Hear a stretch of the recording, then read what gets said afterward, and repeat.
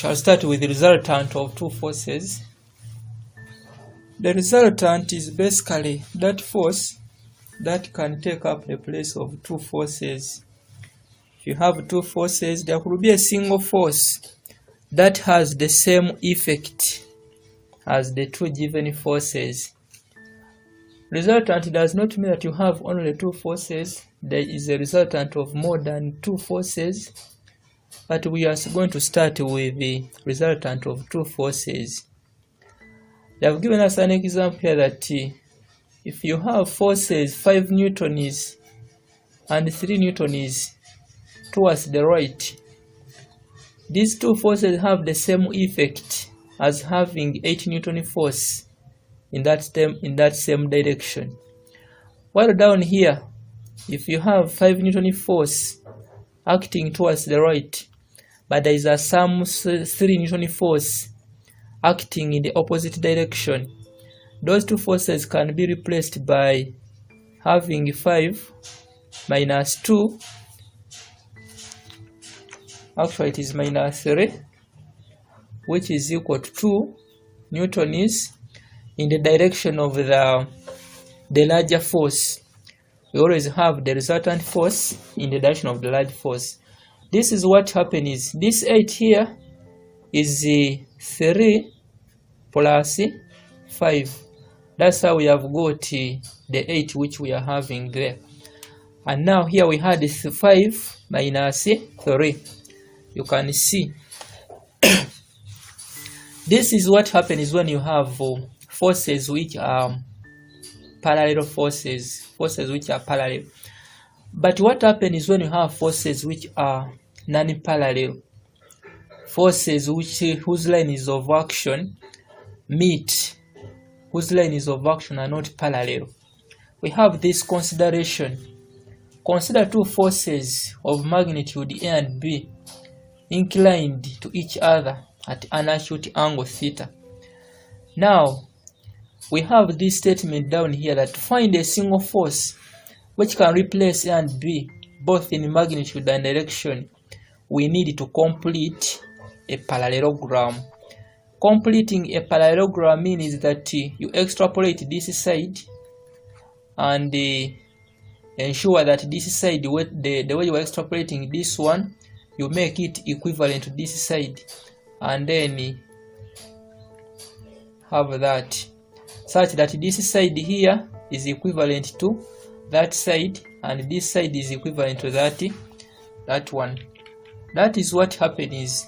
And now after completing the parallelogram, the fact is that the resultant force shall always act along the diagonal of the completed parallelogram. If the resultant is R, it shall act along the diagonal.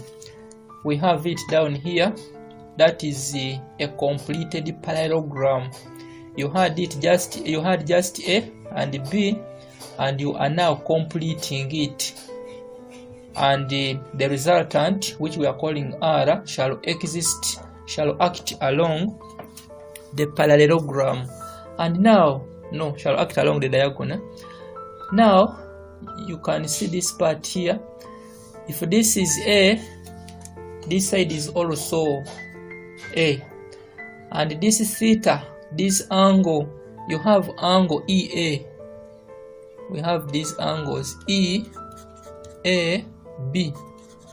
And there is another angle which I can see, it is D, B, C. Those angles are corresponding angles. So they are equal angles. Those angles are equal. This angle is a corresponding angle to this one. So remember the force, the angle between the two vectors was theta. So it means that this angle is also theta. And now if this one is theta and this side is A, I can set up this one such that it is right angled at this point, and I can have these sides like that. This one is A sin theta, this one is A cos theta. Upon resolving this A in the two perpendicular directions, now you can look at vector AD along the horizontal. It is A B plus BC. that is vector AC.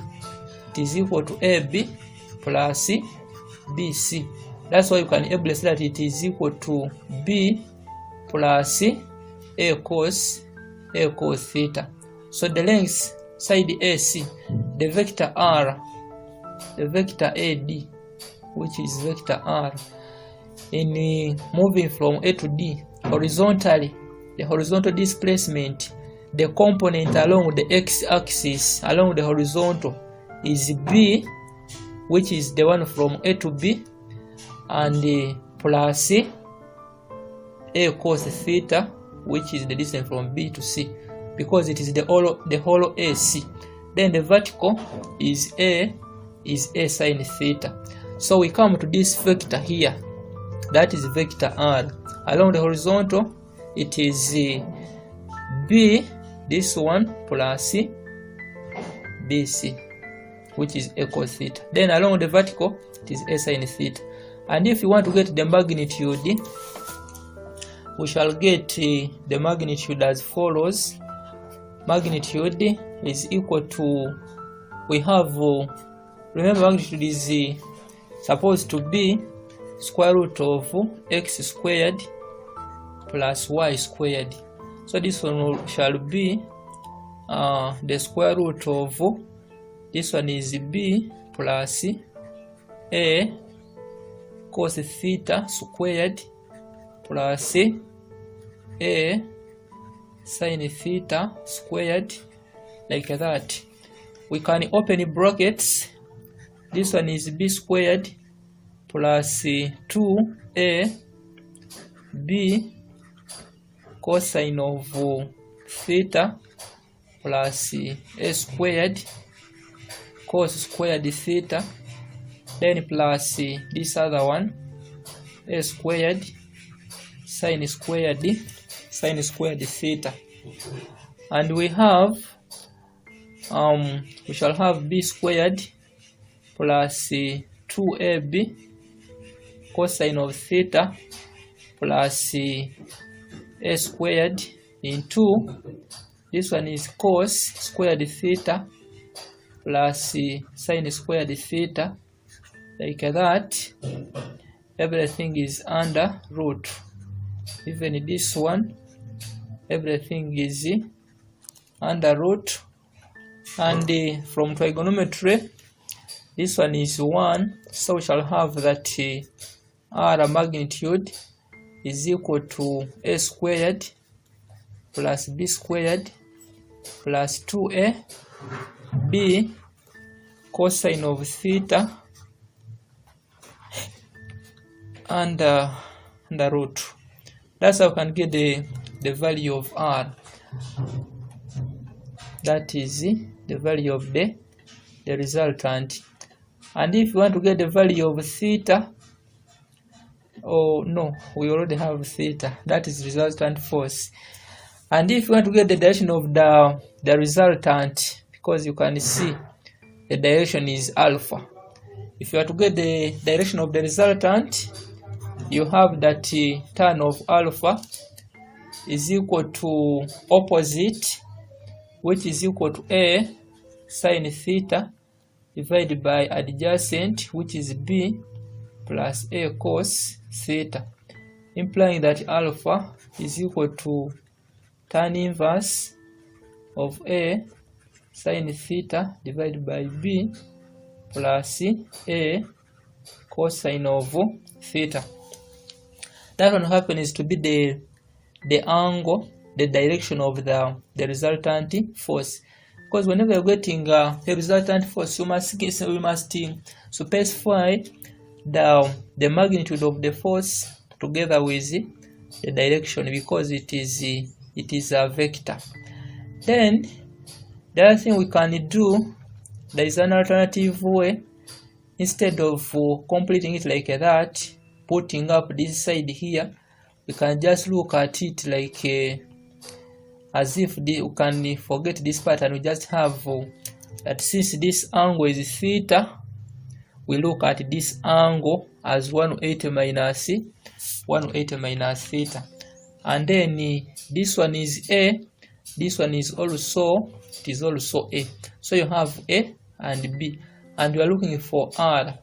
We can use the cosine rule and have that R squared is equal to A squared plus B squared minus 2AB. Now cosine of the angle which is opposite to R, it is 180 minus theta. But remember, cosine of 180 minus theta is the same as the negative cosine of theta. This one implies that R squared is equal to A squared plus B squared plus 2AB cosine of theta, because this one here has given us a negative cos theta and it is neutralizing that positive there. So we now have that R itself is equal to the square root of A squared plus B squared plus 2AB cosine of theta. And when you want to get the value of alpha, which is the direction of the resultant force, you can use the sine rule, that R divided by sine of 180 minus theta is equal to A divided by sine of alpha. And from here you have, we are looking for sine alpha, so you see that sine alpha is equal to A times sine of 180 minus theta divided by R. But as this fact, the sine of 180 minus theta is equivalent to sine of theta. So we shall have that sine of alpha is equal to A sine theta divided by R, implying that alpha is equal to arc sine of A sine theta divided by R. That is how you can get the angle, the resultant force, the magnitude of the resultant, and then you also obtain the value of the direction of the resultant. So we are saying that that is about the parallelogram of forces. Then we have this concept here of resolution of forces. Resolution of forces. Now what does it mean to resolve a force? We are saying that resolve a force or any vector means to break down a given vector into its components in the desired direction. But we are saying that the resolution is usually in two perpendicular directions, that is to say along x-axis and along y-axis. So when I have a force like the one which they have indicated here, I can resolve it along two perpendicular directions, that is along the y and along the x. And the vertical component, which this time I'm labeling as y, you can look at this y as being opposite to the angle theta. It is opposite. Then you know that y, this is the hypotenuse. I think I already told you that whatever vector, whatever quantity you are trying to resolve, it must be the hypotenuse. So if this is hypotenuse and this is the opposite of theta, then you just know that y is A sine what? A sine theta, while x is equal to A cosine of theta. We are getting this from the fact that the cosine of theta is adjacent divided by hypotenuse, and the sine of theta is equal to opposite, which is y, divided by hypotenuse. It is through this that you can get those one was there. And so we are saying that the vertical component is A cos theta. the horizontal component is a cos theta, and the vertical component is equal to a sine theta. And what we call the horizontal component, it is the effect of the given force A along the horizontal, and the vertical component is the effect of the force A along the vertical.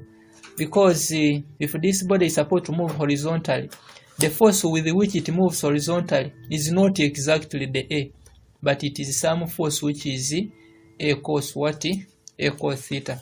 That is the resolution of forces. We have some examples. The first example is that find the resultant, find the horizontal and vertical components of a 6 Newton force inclined at an angle of 30 degrees to the horizontal. It is, let me get some shape here. That is,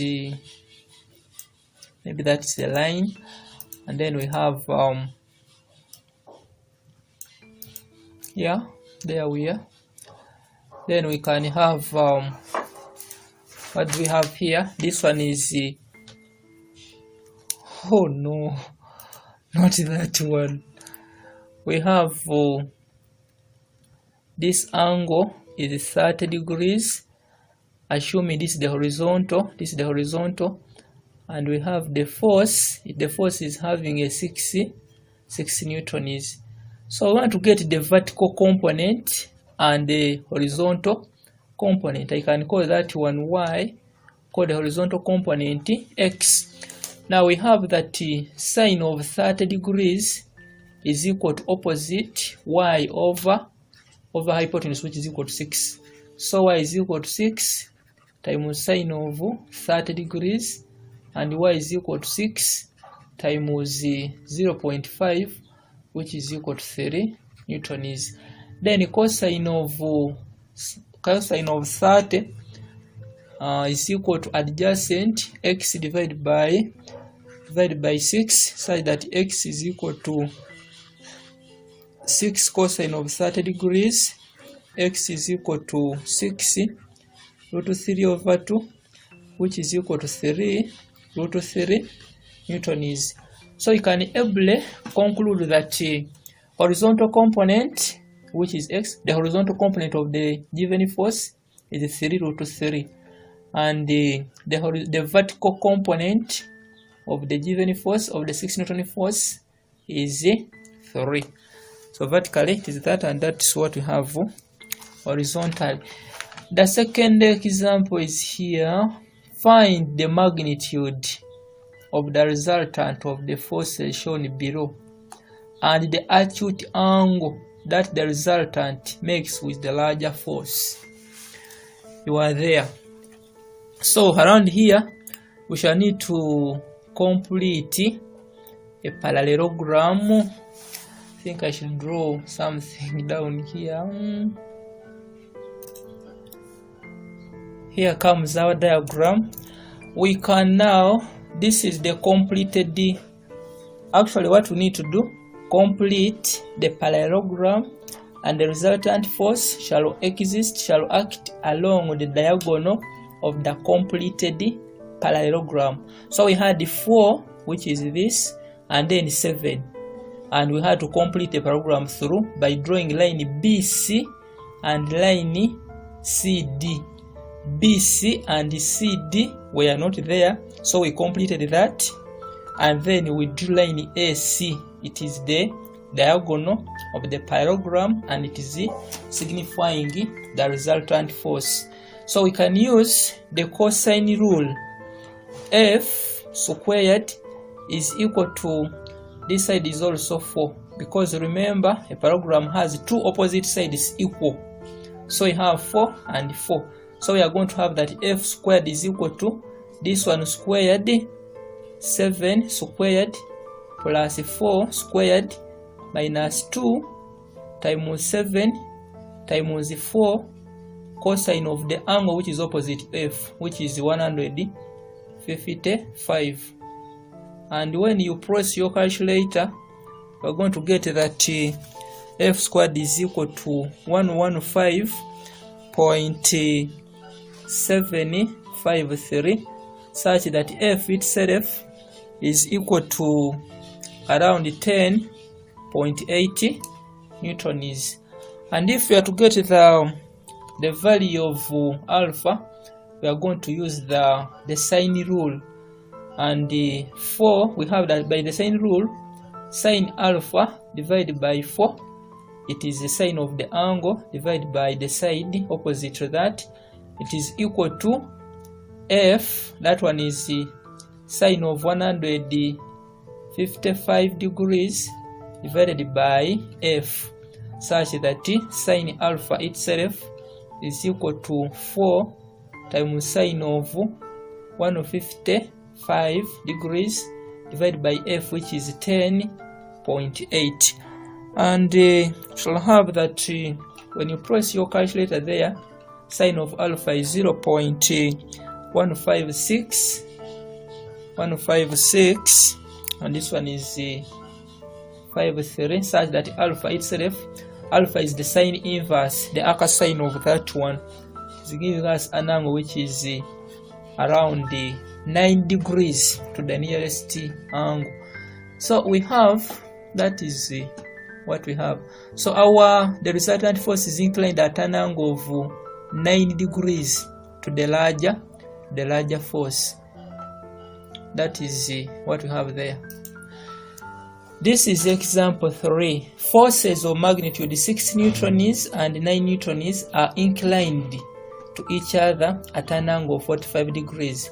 Find the magnitude and direction of the resultant. We shall need to draw the way the two forces are. Actually, they are. We have that.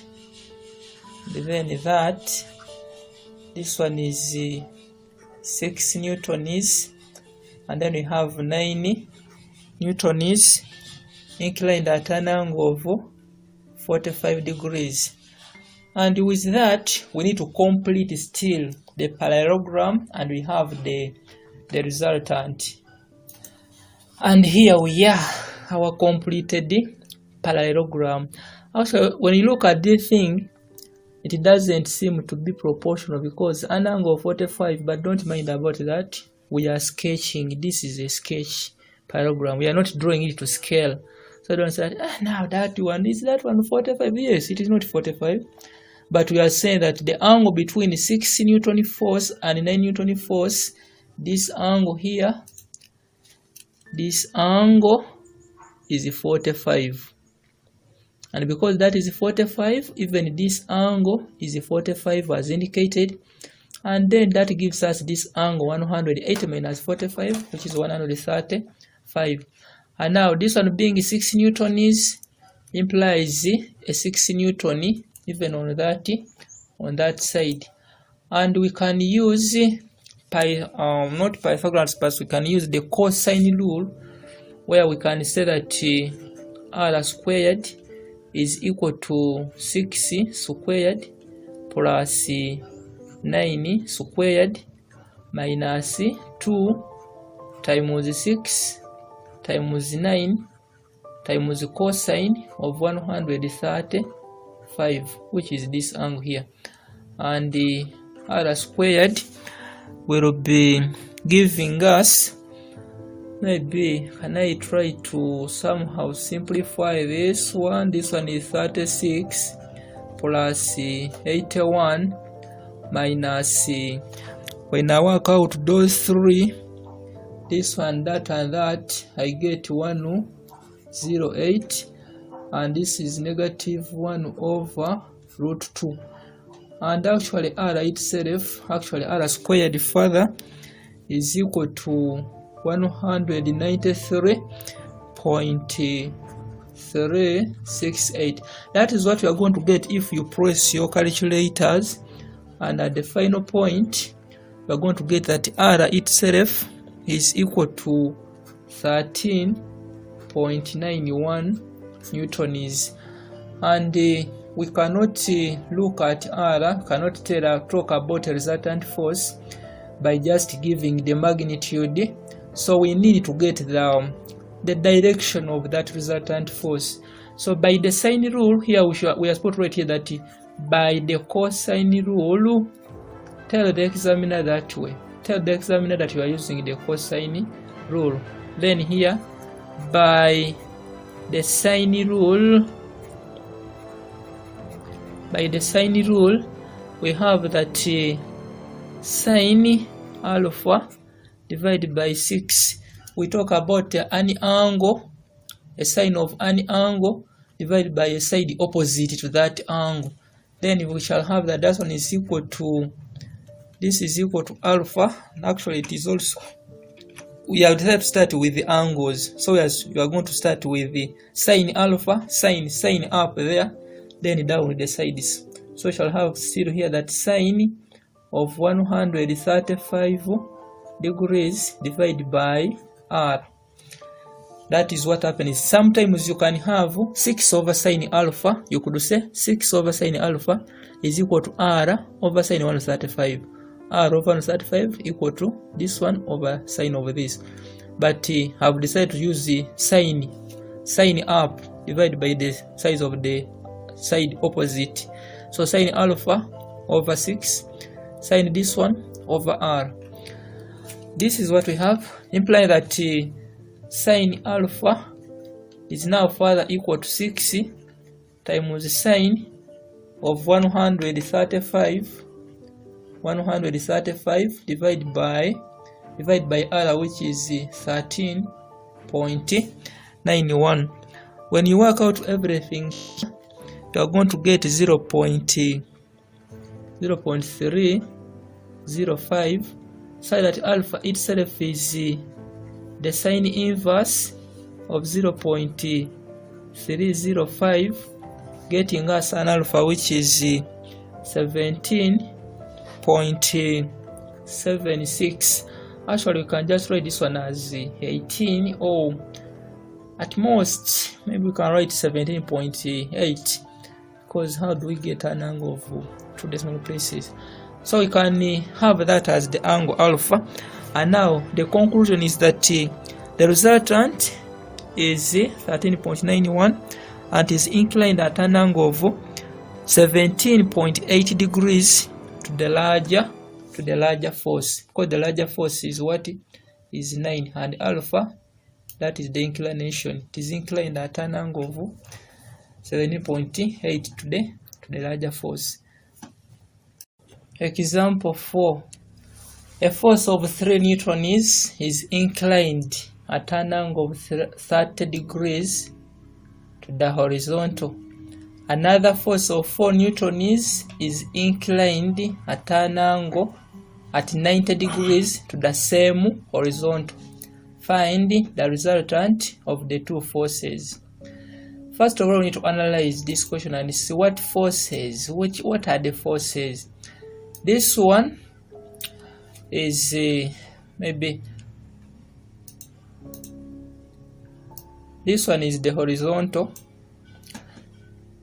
The first force is inclined, a 3 newton force is inclined at an angle of 30 to the horizontal. So let us have the first force, 30 newtons. No, not 30 newtons, but we have 30 degrees. This force is a force of 3 newtons. This one is 3 newtons inclined at an angle of 30 degrees to the horizontal. Our horizontal is there. The other force is inclined at an angle of 90, meaning that it is perpendicular to the horizontal. So that force, if I represent it, this is what we do. That is that is the force. This is a force which is inclined at an angle of 90 degrees to the horizontal. And so this is a 4 Newton force. Now if this one is 30 degrees and this one is 90, you can now tell what is the angle between the two forces, because if this one is 30 and this is 90, then by all means this angle is yeah, it is as we have guessed it. It is 60 what? 60 degrees. That means that the forces involved here are inclined to each other at an angle of 60 degrees to one another. And still, even with that format, we can complete the parallelogram and find the resultant force, and also find the direction of the resultant force. And there we are. That is our completed parallelogram. The completion of the parallelogram, I have indicated it with the dotted lines, because originally we had 30. This one is 30, the first one, where we have the inclination for the 3, then 90 to the horizontal, and we saw that the angle between the two forces is 60 degrees. So upon completing the parallelogram, this one is 60 and this angle is 120. We are going to use the cosine rule still, and we have that r squared is equal to 4 squared plus 3 squared minus 2 times 3 times 4 times cosine of 120 degrees. If you work out of that, you are going to get that r squared is equal to 37, such that r is equal to the square root of 37, which is 6.08 newtons. And then we shall use the sine rule. By the sine rule, this is sine rule now, we have that, let me say, sine alpha divided by 4, it is sine alpha over 4. Sine of alpha divided by sine, the angle which is, or the side which is opposite, it is equal to sine of 120 divided by r, implying that sine alpha is equal to 4 times sine of 120 degrees divided by 6.08, such that sine alpha is equal to, if you work out of that, you are going to get maybe, let me say, sine of 120 first of all is root 3 over 2. So we can have 2 root 3. This one is 2 square root of 3 divided by 6.08. And from here we can just say that alpha is a sine of that, and it is 34. We have 34.8. Actually it is 0.7, 34.7 degrees. Now alpha is 37.7, so we can conclude and say that the resultant of the forces is 6.8 at an angle of 64.7 to the, so the angle is 64.7 degrees to the what? To the horizontal. Because these forces were, all of them were given relative to the horizontal.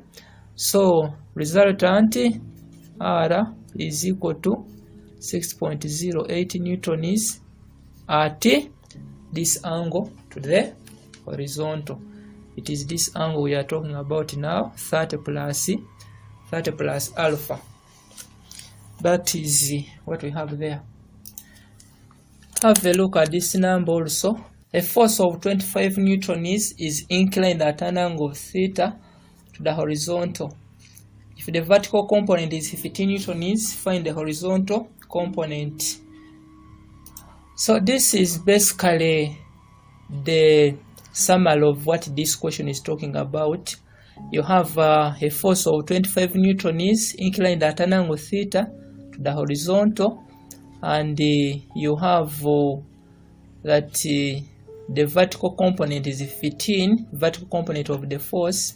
Maybe I can call this one, I can call it x still.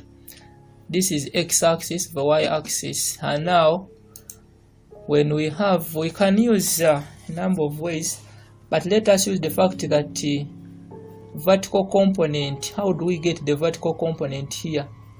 The vertical component which they gave us is supposed to be given by, because this side is opposite, so we are supposed to have that the vertical component is 25 times the sine of theta, and the vertical component, remember they gave us that it is what? 15. So 15 is equal to 25 sine of theta, implying that sine theta is equal to 15 divided by 25. I think this one is just like ordinary trigonometry flow at this point, because sine theta is equal to opposite of hypotenuse. You could just quote that and still get the value. So we have that if I cancel by 5, I'm going to get a 3 over 5. So that theta itself is equal to sine inverse of 0.6, and the theta is equal to, shall be 36.9. Now after getting that, we can just say that horizontal component, the horizontal component, this one can be got directly by Pythagoras theorem, but I'm going to use the fact that horizontal component is this one being adjacent to this one. It is going to be 25 cosine of theta, which is equal to 25, and the cos of theta, this is cosine of 36.9 degrees. When you work out everything there, you are going to get something to do with 20 newtons. That is the horizontal component. This question, you can see that here you can just say by Pythagoras theorem, you say that x squared is equal to 25 squared minus 15 squared, and the x squared is equal to, this one is 2, it is this is 625 minus 225, getting us 400, and x is 20 newtons. And then the theta, just say anything. If once you have got x, you can use tan theta, cos theta, sin theta. Particularly cos theta is equal to 20 divided by 25, which is equal to 4 over 5, 0.8, and the theta is equal to cos inverse of 0.8, which is still the same theta which you got there at 36.9 degrees. So maybe this one can be confusing you, but this is, you are supposed to learn these things, you are supposed to learn it, because not all numbers are going to be in such a way that you can handle them like this. So learn this. This one was how do we have the horizontal component? What is the vertical component? How do we have it? So the vertical component is 25 sine theta, provided you are having that the force is inclined to the horizontal at an angle theta.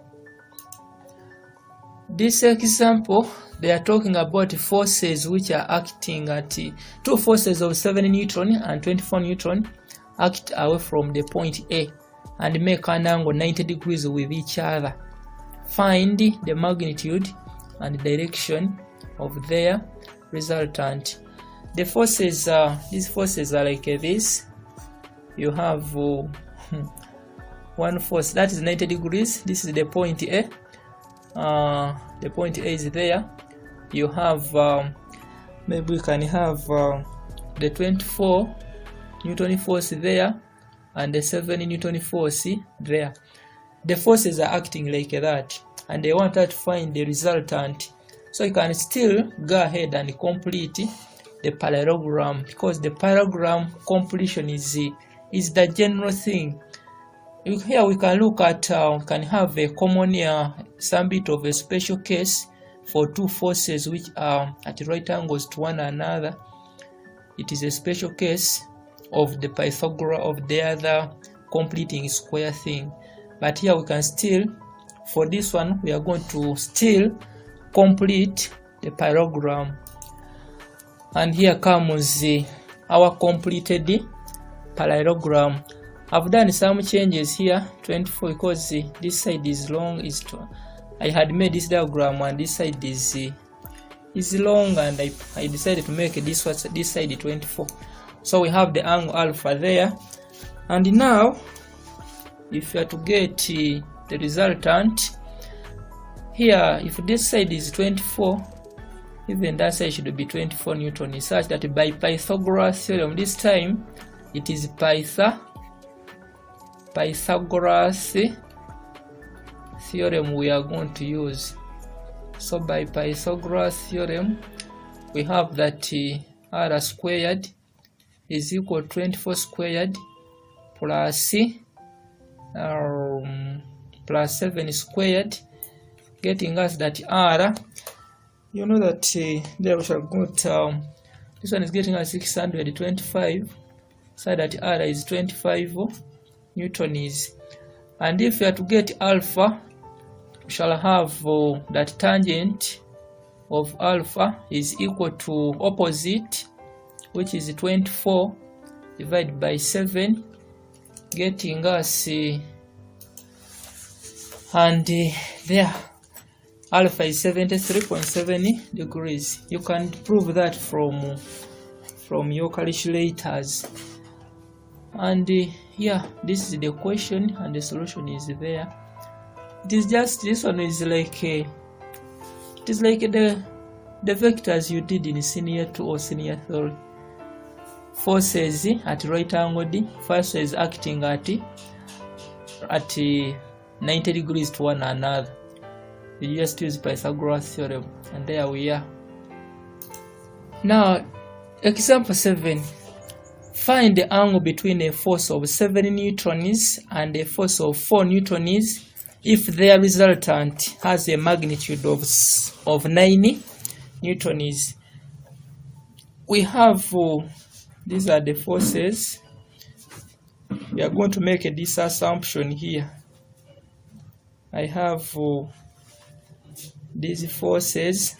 I'm assuming this one is a completed parallelogram.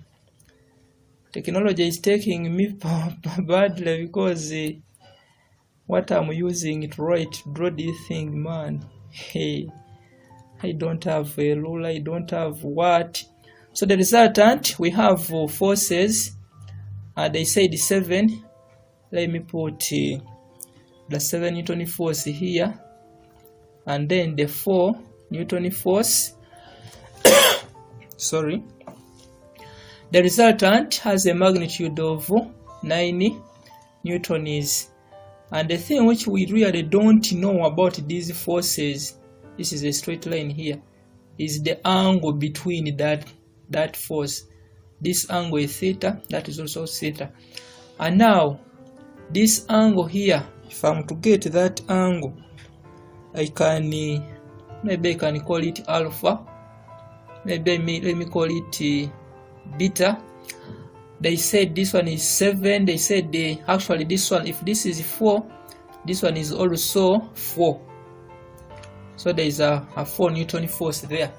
And now from here you can get the angle, angle beta, and when you get the angle beta you can get theta, and theta is the angle between the two forces, because this angle is corresponding with that angle. Maybe let me label this. This is ABC, D. I call this side E. So we are looking at angle ABC is corresponding to angle DCE. These are corresponding angles. That's what you need to know. So the theta, I'm assuming that theta is the angle between the two forces. And now I can use the cosine rule. 9 squared is equal to 7 squared plus 4 squared minus 2 times 7 times 4 times cosine of beta. We shall have let me take this one that side. I have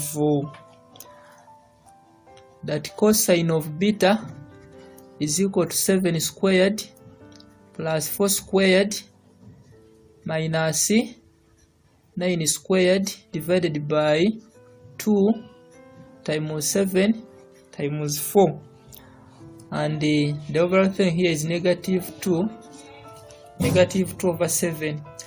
And now here shall have that beta itself is equal to 106.6 degrees, and if that is the beta, then you can see that angle theta is equal to 180 minus 106.6, which will get us an angle of 73.4 degrees. Here comes another example. The resultant of two forces is 8 newtons, and its direction is inclined at 60 degrees to one of the forces whose magnitude is 4. Find the magnitude and direction of the other force. The question ends here. It ends at this point here. This diagram is not part of the question. So this is the analysis I've made that can help us to solve the question. So while you are solving it, you need to make this sketch. So the sketch is coming from these ones here. So they say the force, the resultant, the resultant is always acting along the diagonal. So we are having it there. They say it is inclined at an angle of 60 degrees to one of the forces whose magnitude is 4. So you have a 4 Newton force, an angle of 60 degrees, and then a resultant force. And now the resultant, if you have two forces, the resultant must be in the middle. So by having it, actually the force we have is the 4 and the 8 inclined at 60. But how do we know that the P must be that side and not down here maybe? Because the resultant must be between the two forces, because it acts along the diagonal of the completed parallelogram. So from our completed parallelogram, this one is the 8, the diagonal. So we have that as diagonal, which is the resultant, and then P must be that side. So that somewhere, we have a P somewhere that can give rise to a completed parallelogram like that, having 8 newtons as the force along the diagonal. And now 60 is the angle between there, and the angle between the two forces P and 4. Actually we are assuming that P is the other force. In an exam you are supposed to say let P be the other force, and from here we can get the value of theta, and we can get the value of P. And after all, they want us to find the magnitude of P, the magnitude and direction of the force. So what will be the direction? We are calling it what? Theta. And we can use using the cosine rule for P. We use the cosine rule. P squared is equal to, you can see this triangle here. So P squared is equal to 4 squared plus 8 squared minus 2 times 4 times 8 times cosine of 60 degrees.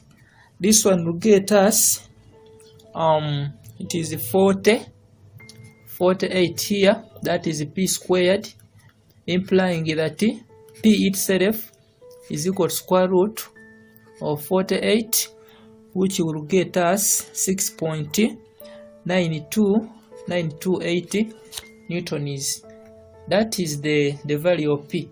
And having got P, we can use the sine rule to get the value of this angle. We can use the sine to find the angle theta. So we can say that sine of 180 minus theta divided by 8, it is sine of this one divided by the side opposite to that, is equal to, this should be sine of 60 degrees divided by P, the p which you have just got, and that one is square root of 40, square root of 48. And when you work out this, first of all, sine of 180 minus theta is the same as sine of theta. So sine theta is equal to 8 sine of 60 degrees divided by square root of 40 or 48. And when you work out this one, you are going to get a 1 such that theta is equal to a sine of 1, which is equal to 90 degrees. So realize that the two forces are even inclined at an angle of 90 degrees to one another. That is the angle we have got.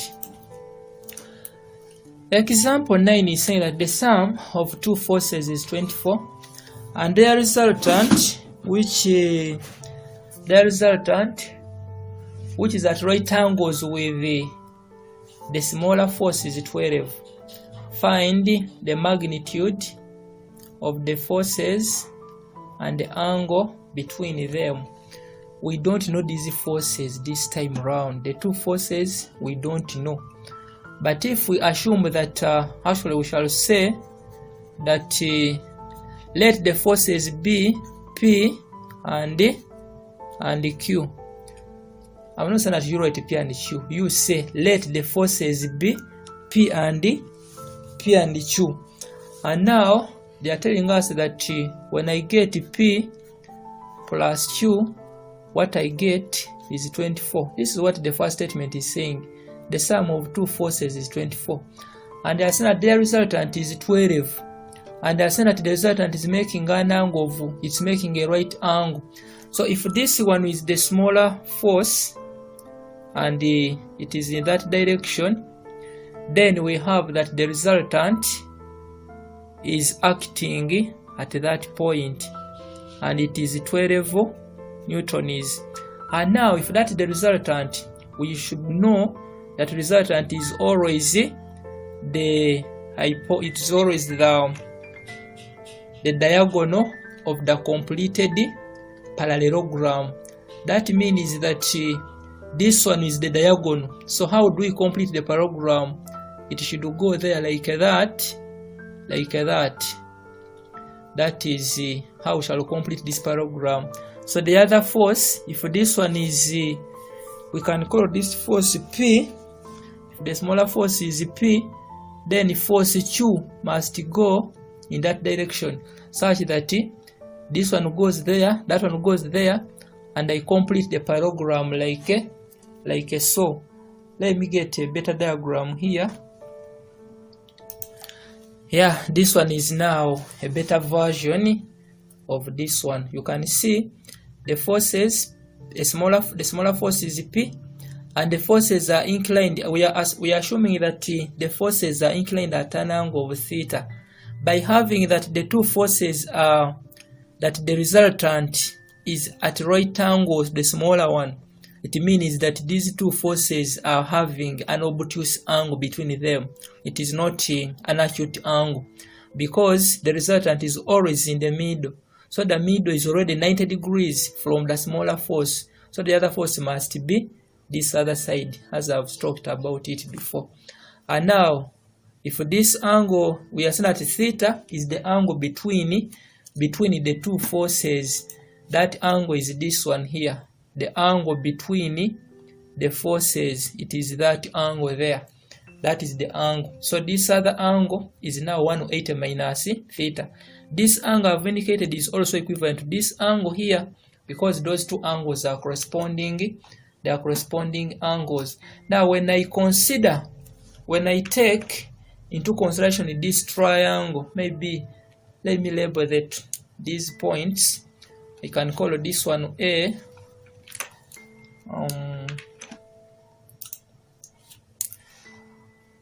Call this one A, B, C, D, and E.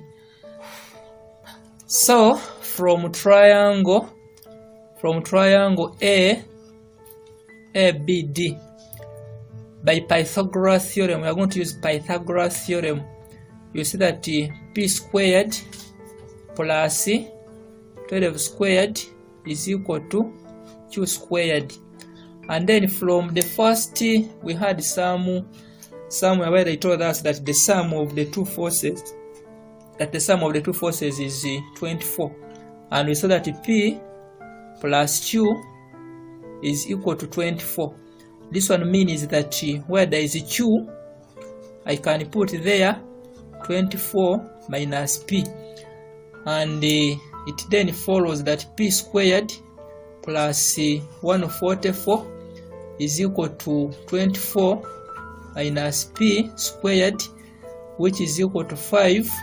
This one is 576 minus 48p plus p squared. That is how the p squared will go, and we shall have that 48p is equal to, now 576 minus 144, that one is 432, such that p itself is equal to 9 newtons. After getting p as 9, we now have that q p, which is 9, we now have that 9 plus q is equal to 24, and q is equal to 24 minus 9, which is equal to 15 newtons. That is what we have there. To get the value of theta, we shall use the sine rule. Apply the sine rule on one of the triangles. Let us apply the sine rule on a triangle. We can apply it on this triangle. This one is 180 minus theta. So we have that p, that one is p divided by, it is p over sine of, actually that is not p, this one is q. This point is q, because the shorter side we saw that it is p, so this is q. So we have q, this one is q,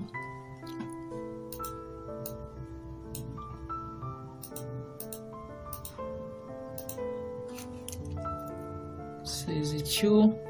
So q divided by sine of 90 degrees, it is the side divided by the sine of the angle opposite to that. It is equal to 12, this 12 here, divided by sine of 180 minus theta, implying further that sine of 180 minus theta is equal to 12, is equal to 12 sine of 90 degrees divided by q, which is 15, and this one will get us 0.8. So the sine of 180 minus theta is equal to arc sine of 0.8, which is equal to 53.1, implying that 180 this is not arc sine. Actually this one is not sine but 180. We are leaving out this. So 180 minus theta is equal to that, and now 180 minus theta is equal to 53.1, implying that theta itself is equal to, again it is 180 minus 53.1, which is equal to 126.9. That is 0.9 degrees. That is the angle between the given forces.